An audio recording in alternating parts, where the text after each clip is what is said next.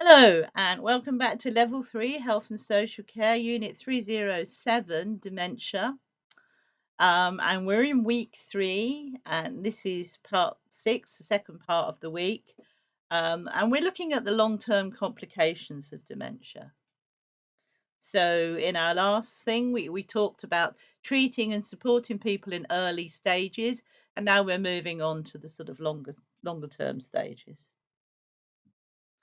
So the objective, your assignment that we're looking at here in this set of slides is 3.2, discuss the long-term complications associated with dementia.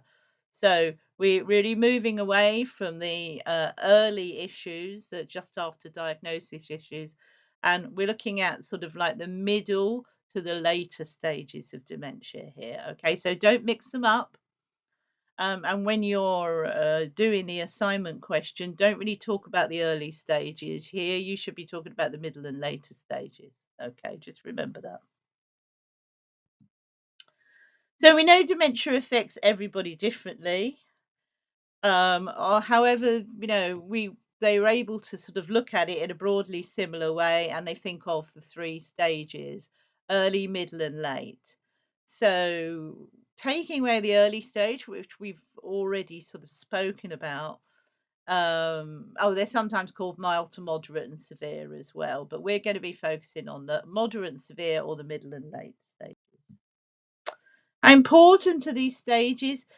Well, there's nothing really especially important. It's just really a way of assessing, so professionals can explain it and discuss it with people, really.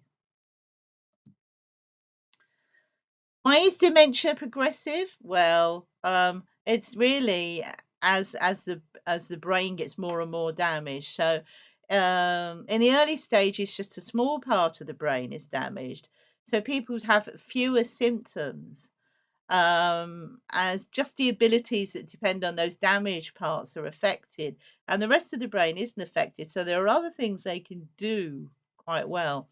And that's why we call that early stage dementia mild dementia, really. Um, so each type of dementia affects different parts of the brain, as we know. Alzheimer's is slightly different from frontotemporal dementia. But as dementia progresses into the middle and later stages, the symptoms tend to become more similar. And that's really because more of the brain is affected. So the parts of the brain, say in Alzheimer's, that get affected early may not get affected in FTD, but later on they both do get affected because more and more parts of the brain is damaged. Over the time, the disease causes the dementia to spread. So that's why once we get to middle and late stages, they tend to tally up together.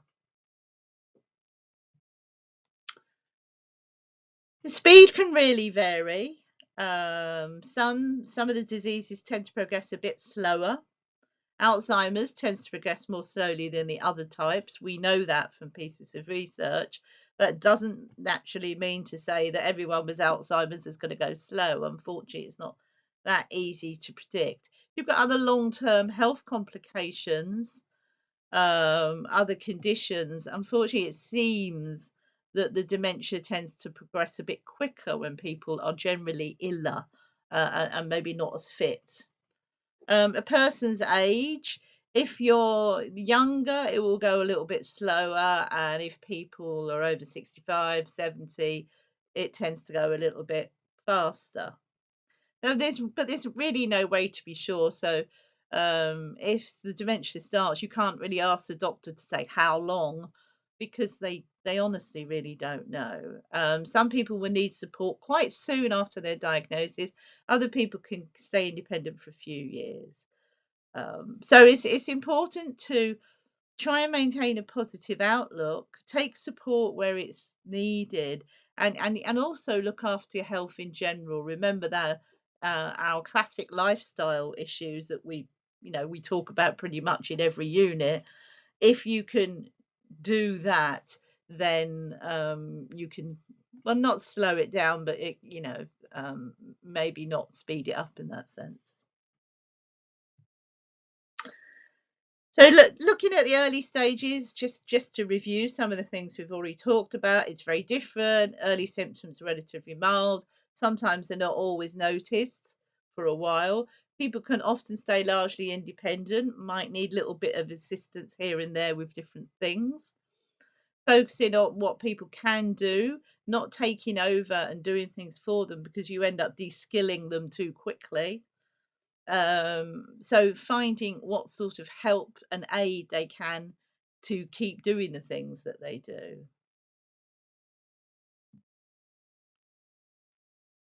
Just reminding you again of the symptoms of early stage. Early stage, as a very rough guide, can last on average about 2 years. See if you can remember some of the early symptoms. I'll give you a moment to think about that and then I'll show them to you. We know memory problems, is the main early symptom, particularly in Alzheimer's. Not so much in vascular and Lewy body, and it's not at all common in frontotemporal lobe, but tends to happen in the middle thing. But for all of them, difficulties in planning things, thinking things through, people can get a bit more confused or get a bit mixed up in their planning ideas, those sorts of things. Language and communication be affected. People start by struggling to find the right word in a conversation, or they can lose track of a conversation. Speech can be particularly affected if someone's had a stroke as well. We know that. FTD can have early problems with language as well. And they can also, people's orientation can be affected, like forget where they are. They could get lost in places that, they used to know. And they can have visual perceptual difficulties. Changes in mood can be common.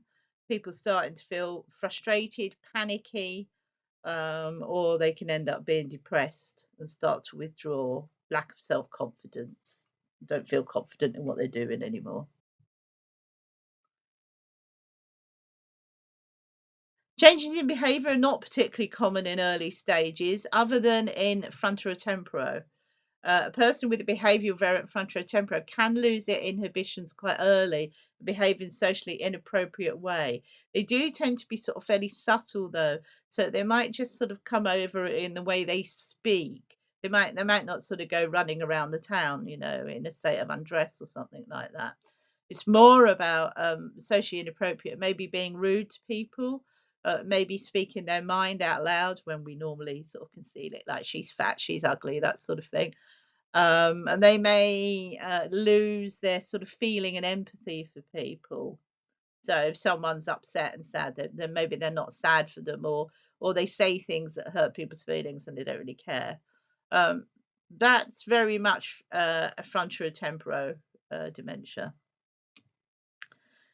There are some physical changes which could be limited to Lewy body dementia, where problems with movement can start looking similar to Parkinson's disease, where people have tremors or they might some of their muscles might seize up.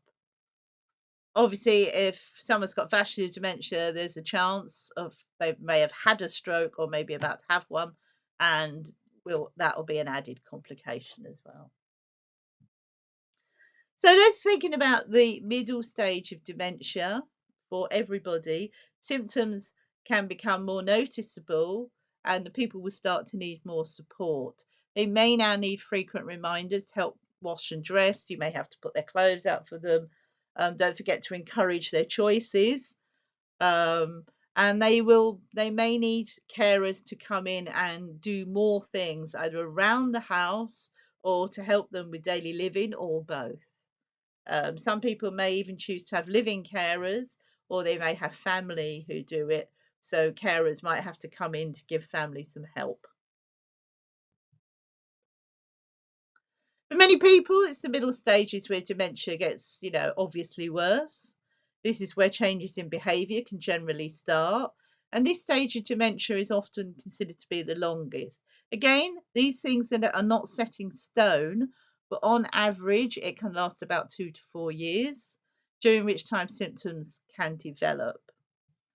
Memory and thinking will definitely worsen. many people might start during this time find it harder to recognize friends, family, grandchildren, um, and they may mix them up with strangers, which can be terribly upsetting for the family. Um, at the time, they may well be able to remain in their own home, but they will be having a higher level of care. Their language is likely to change. They will have more problems finding the right word, and they might forget what they're saying. So they might find it difficult to keep a conversation going.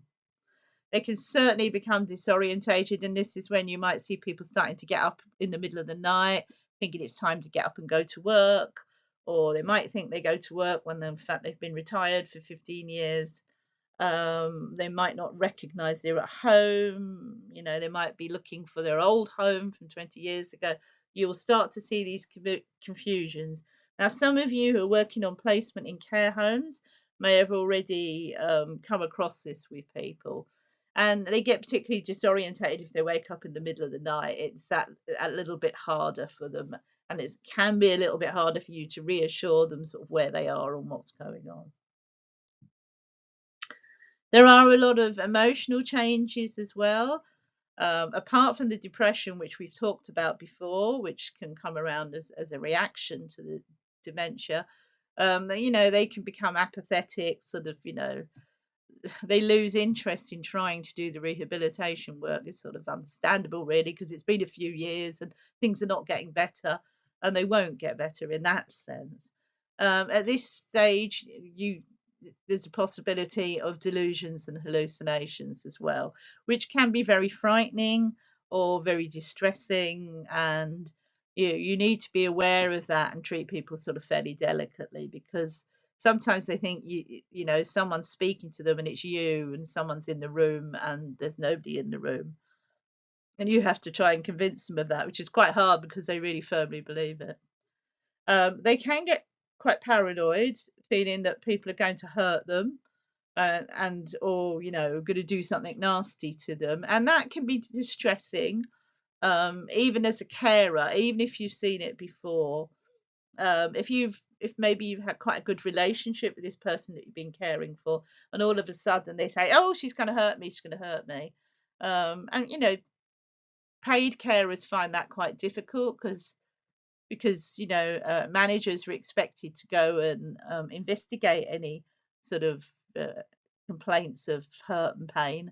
So that can be very challenging for you as staff and for them as individuals. But they often do it to their family as well, which can be very, very emotionally upsetting for a devoted daughter or son or grandchild. So changes like this, why, because of these feelings, people can be very emotional. They can get very angry, or they can get very fearful, or but these feelings can swap really fast. So sometimes you don't know what you're dealing with when you're coming in the morning. Um, and then there can be the sort of more reasonable reactions, really, in that sense. The loss of independence, the fact that frustration that they can't tell you what they need. These are all very real and fair feelings. So you just have to work with that and try to find a way to make it work for them. As I said, changes in the behaviour tend to start in the middle age, agitation, screaming and shouting. You might see a lot of walking. Again, those of you who are doing placements, you'll come across people who wander, who like to walk up and down corridors. You might come across them sort of pulling at their clothes, picking at their clothes. And they might get a bit fixated on one question and just repeat it over and over again, like what's for dinner, what's for dinner, can I have a cup of tea, can I have a cup of tea. So the point is you could give them umpteen cup of teas, but they'll still keep doing it. They might you might find that they become quite insecure, a bit like a small child, like when you have a toddler. And they might follow you, the carer, around, and they might become insecure when you leave the room, and they might want to come with you. or they might want to come to check where you are all the time. There's this huge level of insecurity that the brain is telling them that they're not safe. Disturbed sleep patterns, that can be very, very difficult for service users. Um, Sleep can often be disrupted. They very rarely, by the middle stages, can sleep comfortably for the whole night. Some do, and that's great, you know. Um, but some of them prefer to maybe sleep in the afternoon, but then they'll be up all through the night, and that gives you another management problem. But you might sort of get her to go to sleep and think, oh, she'll be up. She's always up about 2 o'clock, and you have to think ways of engaging with people if they get up in the early hours. Sometimes just watching a bit of TV with them, giving them a nice hot cup of cocoa or something, milky drink, and then you might be able to get them back to bed. Sometimes you don't, and then you might just have to let them wander for a bit. Other things that happen is losing inhibitions, not just in FTD. FTD, they tend to do that a bit earlier. But by the time we get to middle stage dementia, any of the, Alzheimer's or vascular, they might say things that are inappropriate. They lose their inhibitions, or they lose their social skills a bit as well, so they might be rude to you. They might undress in public. They might not really think about where they are. Oh, I want to change my dress. I'll do it here in the middle of the day room. They can be agitated and confused in the late afternoon. There's something known as sundowning, where people get very agitated in the late afternoon, early evening, which is usually, as the sun goes down. And they often settle, but you just have to sort of ride through a sort of bit of a difficult couple of hours, really. But also be aware that some behaviours might be because someone's frustrated, and their physical needs are not being met. So you do need to try lots of things first. Are they hungry? Do they need to go to the toilet? Are they bored? Are they angry because they can't tell you what they want to say? So do try all those things first. In all types of dementia at this stage, middle stage, difficulties with using the toilet come around. In Lewy body, those issues with movement can get a lot worse, and they will become very, very unsteady on their feet. They can get slower.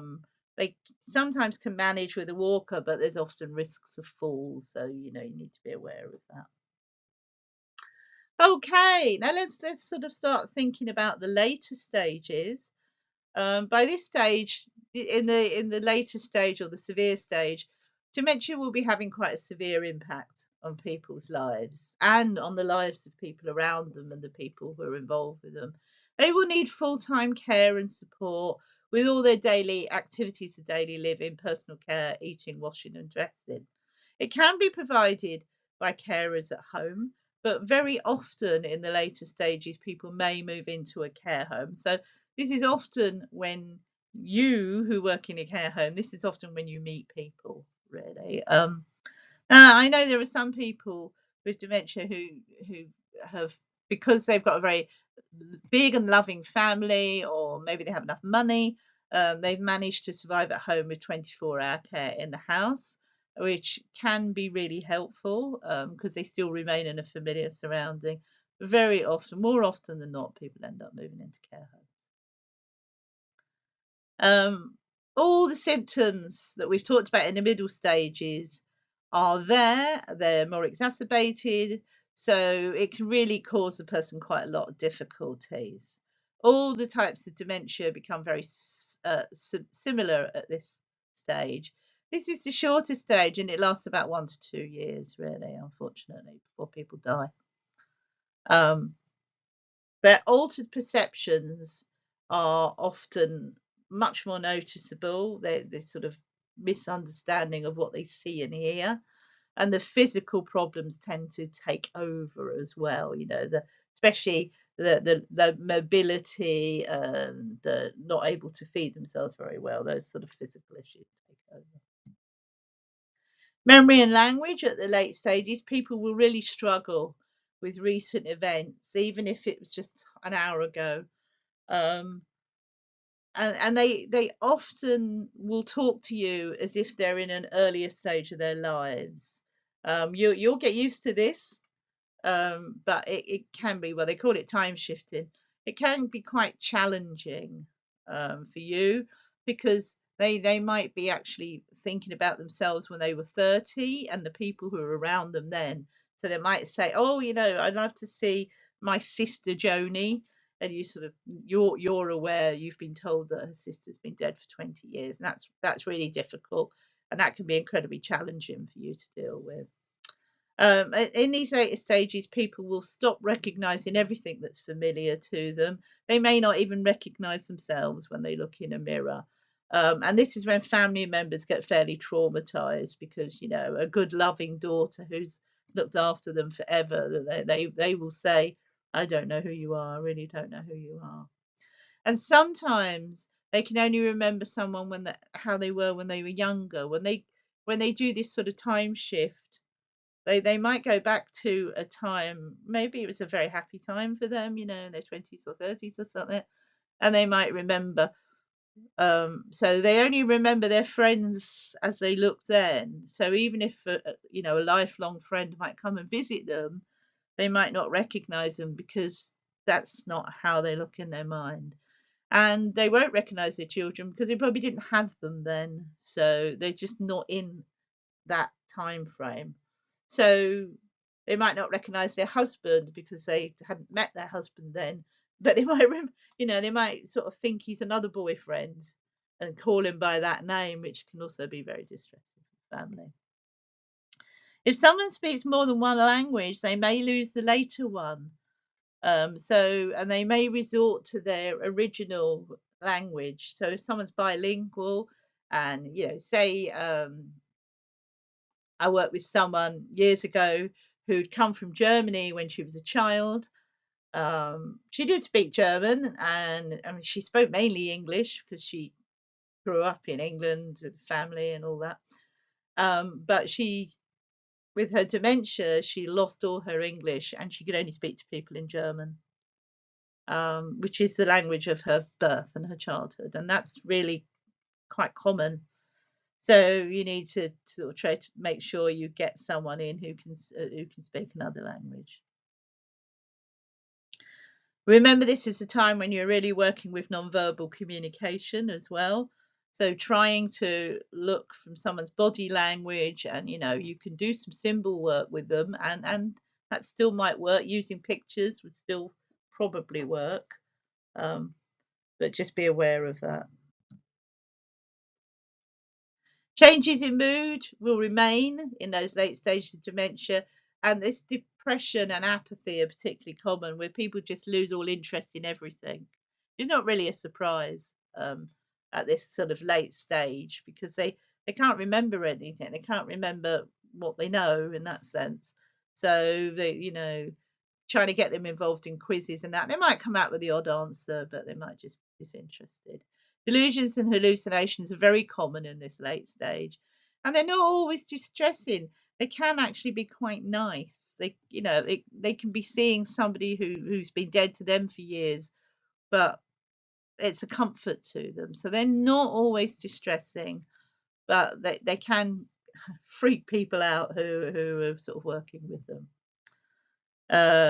People in late stages can often, because they really can't remember words, their senses might respond better. So, you could do smells and textures with them, and they might sort of, like perfumes. You can do the perfume thing where you try different perfumes, and they can tell you the ones they like, because they can respond to a lovely smell or horrible smell. So you can do that. Or they might like textures. You can take you can create a board with different types of fabrics on them, and they can feel them and touch them, and they can show you the ones that they like, and you can maybe get them something made in that fabric, which can be really comforting for them, like a velvety thing or something like that. Unfortunately, aggression at this stage can often be a reaction to personal care. And some of you, again, those of you who've who are doing some placements, maybe you might have already come across this. Someone might hit or push away people trying to help them because they want to be left alone. They may feel scared or threatened or confused. They may not remember who you are and what you're there and what you're doing. They may not even be able to interpret what you're doing, even if you're just helping them maybe have a wash. It might just be, this thing just keeps coming at them, and they can't think of the logic. So they may hit out, and you just need to sort of use a great deal of patience and be incredibly supportive and compassionate about that. Restlessness is also very common. Sometimes the person looks like they're looking for something. You might see them going up and down the corridors of the care home. They might be looking in all the corners for something, but they don't actually know what they're looking for. But it's also important just to not write these things off, but to make sure there's something that they need that you haven't met. So they might actually be looking for something as well. So, don't just sort of go, oh well, she's wandering. Just check it out first. Make sure that you know that you can't meet that need. Sometimes they can't tell you how they're feeling, but you again use body language, use lots of non-verbal interaction to find out. At these very late stages, as we've said, people will need more support with daily living. They'll walk more slowly. They could shuffle their feet. Sometimes they don't pick their feet up, which is, you have to be careful. They can get their feet, because they shuffle their feet, they can get caught in, carpet edges and, where there's slight differences that normally you wouldn't notice because you lift your feet up, but they could cause trip. Eventually, they may spend more time just sat in their chair or in the bed, and they might not want to move around that much, some. But they're always at increased risk of falls because their balance really goes. They'll need a lot of help with eating. They lose weight because they often sort of lose interest in food as well. They need lots of help and encouragement to eat as well. Otherwise, they'll just take the minimum.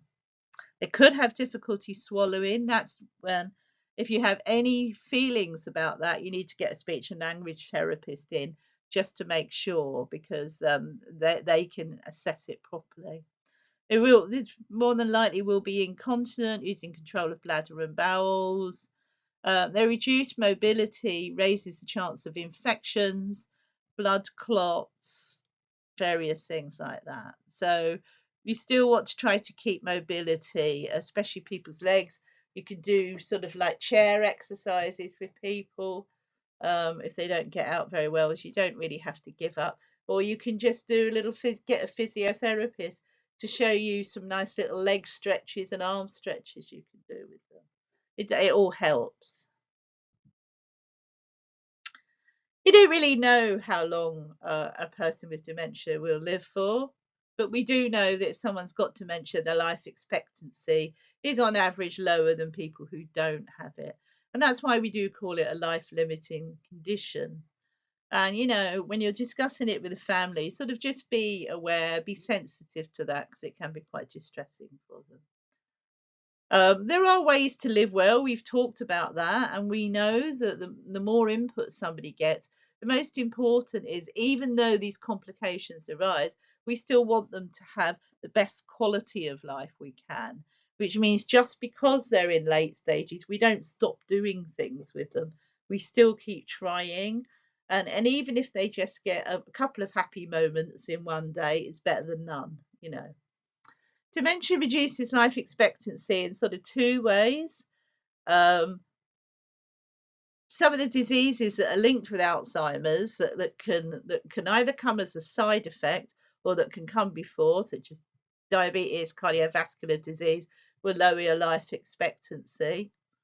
And the other way is just because someone becomes quite frail because they don't move about so well, they can have a weakened immune system. The chances of getting infections are quite high, and other medical problems like pneumonia, COPD can develop as well. Blood clots can develop because especially if someone takes to their bed quite a lot. And it is why this late stages is often the shortest. How long someone lives really depends very much. It's person to person. Some people can live longer than others. It really develops on how far the dementia has progressed when you were diagnosed, any other serious health conditions, how old the person is when the symptoms were started.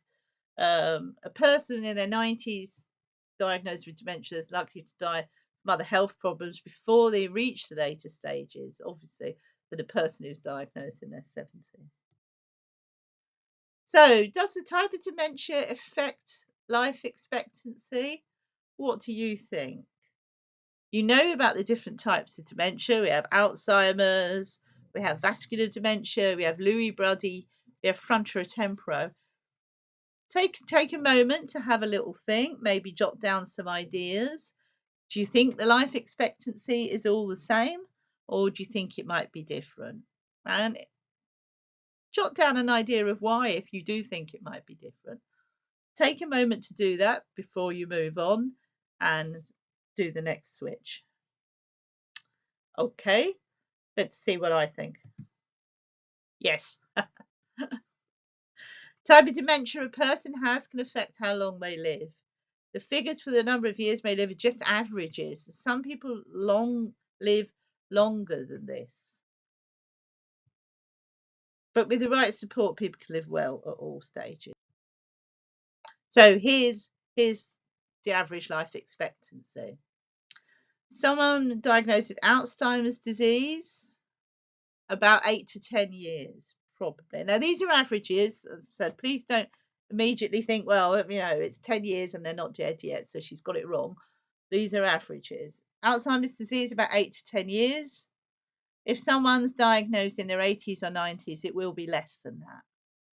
And a few people with Alzheimer's disease can live longer, sometimes up to 20 years, but 8 to 10 years is the average.